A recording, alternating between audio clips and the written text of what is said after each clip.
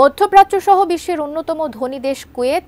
গরম আবহাওয়াতে কুয়েতিরা রাজপ্রাসাদের মতো ঘরে বসবাস করলেও শীত আসলে দেখা যায় তার উল্টো চিত্র।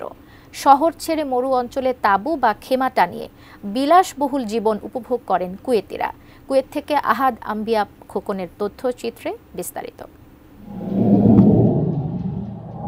চারদিকে ধু ধু মরুভূমি, আর মরুর বুকে চোখে পড়বে তাঁবু, যা আরবদের কাছে খেমা নামে পরিচিত।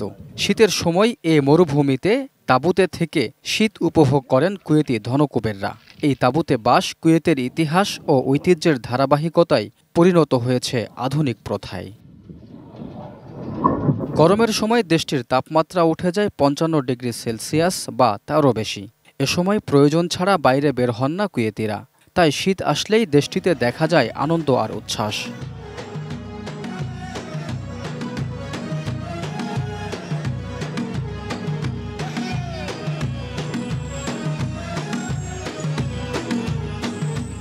একনল হ্যান্ড ওয়াশ ১০০% প্যারাবেন ফ্রি, তাই নিরাপদ হাতের জন্য আস্থা রাখুন একনলে।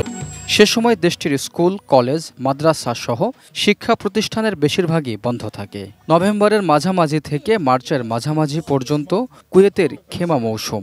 এ সময় মরুভূমির তাঁবুর মধ্যেই অনুষ্ঠিত হয় পরিবারের নানা আয়োজন। তাঁবুর মধ্যে থাকে চোখ ধাঁধানো আধুনিক সব সুযোগ সুবিধা সহ বাচ্চাদের খেলাধুলার নানা আয়োজন। আর এসব তাঁবু নির্মাণ থেকে শুরু করে রক্ষণাবেক্ষণ ও বাবুর্চিদের বেশিরভাগই বাংলাদেশি। শীতের দিনে ৫ মাস খাইমা টানায় আপনার কুয়েতিরা আড্ডা মারে, চা গাওয়া খায়। এই শীতের সময় এখানে অনেক খেমা, এই খেমাতে অনেক বাংলাদেশি কাজ করে। রাতে মরুভূমির মধ্যে জেনারেটর চালিয়ে আলোর রোশনায়ে উজ্জ্বল হয়ে ওঠে মরুভূমি।